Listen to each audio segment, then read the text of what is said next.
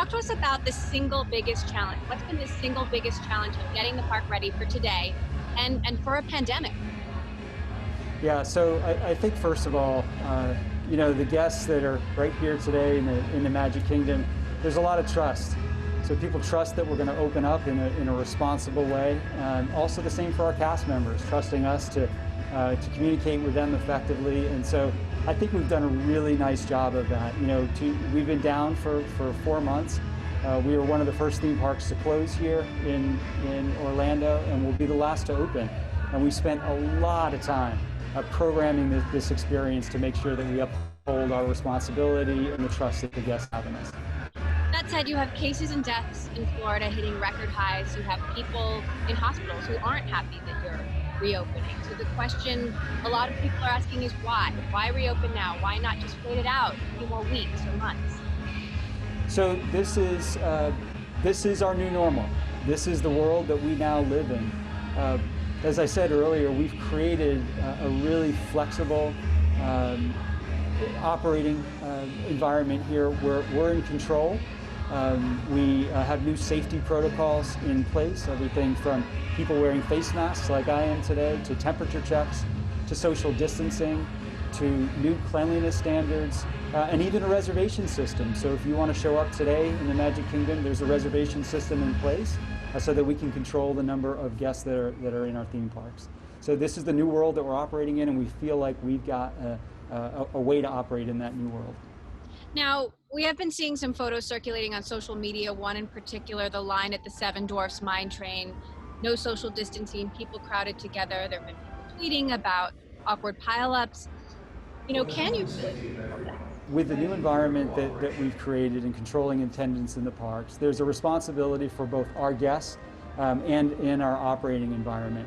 And as we continue to open up, we're adjusting and modifying where we need to modify. But I'd say in general, if you were to walk down Main Street today or look around a merchandise shop, you're going to see a very different experience than you ever have before. So would you take your kids to Disney World right now, or would you tell your friends and family that now is a safe time to come? Absolutely, without a doubt. Whether it's right here in Walt Disney World or Disney Springs that I just recently went to. We just opened Disney Springs in Anaheim. Absolutely. I think that if you went around, which I did the last 2 days, and talked to guests, they feel very good about being here. And if guests have some concerns, when they're ready to come, we will be ready for them to come and visit us at Walt Disney World. And what about employees? I mean, it's one thing to visit, once, but it's another thing to go in day after day after day. And you do have some unions pushing back in both Florida and California, and employees and cast members who don't feel safe. What are you telling them? Well, I think first of all, I'd start with the fact that I spent a lot of time in the parks yesterday. We had some annual pass previews yesterday, and I walked around Disney's Animal Kingdom and the Magic Kingdom, and I got to talk to hundreds of cast members. This is a big deal for us. So they have a lot of trust in us, and I think it's important that we educate them, we train them in a new way, we demonstrate the safety protocols that we have in place, and the cast members are feeling really, really good. From a union perspective, I'm really proud of the relationships that we have with our unions. We have unions that represent 50,000 cast members here that have reviewed our guidelines and agree with our guidelines. So it's a big responsibility for us, and I feel like we've gone above and beyond to make sure that we're creating a really solid environment here. Now, you postponed the opening of Disneyland in California because state authorities wouldn't give you the approvals that you need. Meantime, you've got Florida's governor saying it's okay to reopen, California's governor saying he's happy that you haven't reopened. What do you make of two different approaches in the same country to the same business? First, starting in California, the government guidelines are not yet released, so that's why Disneyland is not open at this point. Obviously, there's a different situation here, but in every case, what we're going to do is we are going to follow government protocols. We're going to listen to medical experts. We're going to learn from our theme parks all around the world, and we're going to apply those learnings and open up responsibility. Everything that the CDC puts out, we're listening to very clearly. And so again, we're confident in the operations protocol that we have in place. We're opening responsibly, and as soon as California is ready to open, we'll be ready to go on that front as well.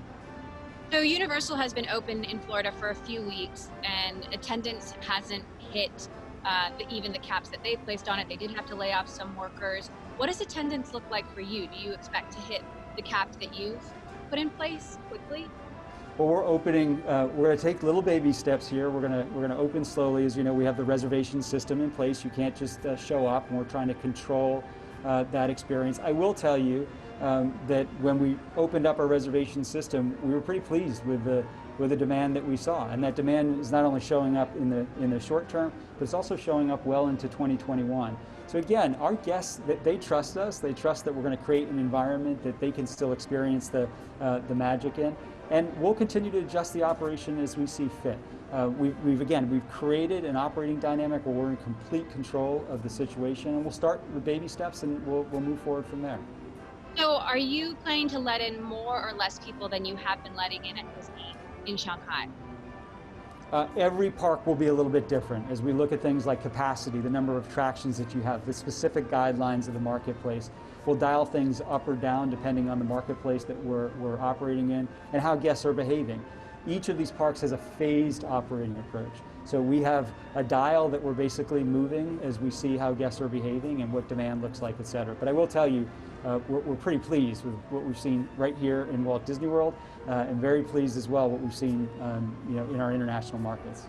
Now, you oversee theme parks globally. You've got Shanghai, Hong Kong, Tokyo open. Have there been any cases of COVID linked to those parks? Our protocols and processes are so detailed. Everything 100% compliant with CDC guidelines, 100% compliant with government guidance. We speak with medical officials all the time, both from a national perspective and within the specific markets that we're operating in. And we even have our internal medical staff, Dr. Pam Heimel, on the Disney staff here. And so we're making sure that we're in complete compliance with all the protocol. We're really confident about that. You've got Epcot Center and Hollywood Studios Paris. You're planning to open next week. What is the plan for California at this point? Well, California right now, the government has not issued guidelines for theme park reopenings. What I can tell you is, having the benefit of these theme parks around the world and watching how they operate, we're very prepared. So as soon as the marketplace is ready for us to open, we will be opening in Disneyland, but we don't have a date at this time.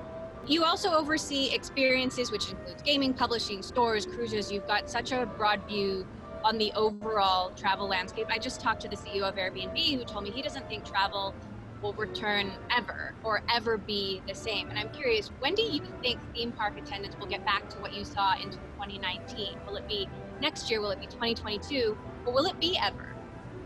Well, I think first of all, Disney is in a very unique position. This place means something to people. It's an important part of their lives, as was just evidenced as I spoke to guests coming down Main Street. So there will always be demand for Disney. And I think with our reservation system just right here in Florida, again, we've seen some pretty impressive demand both in the short term, and we see that coming into 2021 as well. I think each individual guest is going to be a little bit different in terms of how they interpret when they might be ready to visit. What I can tell you is we will be here, ready and operating, and welcome them back to the magic. You're reworking Splash Mountain to feature Disney's first Black princess. I'm curious what other plans you have to increase diversity among the characters and the crew, when a lot of that depends on the studios creating a new hit movie, the next Anna and Elsa, who look different. Yeah, so diversity and inclusion is something that's incredibly important to this company. And if you walk the streets here in Magic Kingdom and you see our attractions and our stories, it's an incredibly inclusive environment, and something that we'll continue to push on. Splash Mountain is something we've been working on for years. And I'm really proud of the fact that we're going to be able to introduce Tiana to the world on this famous attraction. You know, even when Walt started back in 1955, he had talked about the fact that this place will never be done. These stories will continue to evolve. So like I said, I'm just proud of what we're doing here and what this move on Splash Mountain represents, and just diversity and inclusion at the company.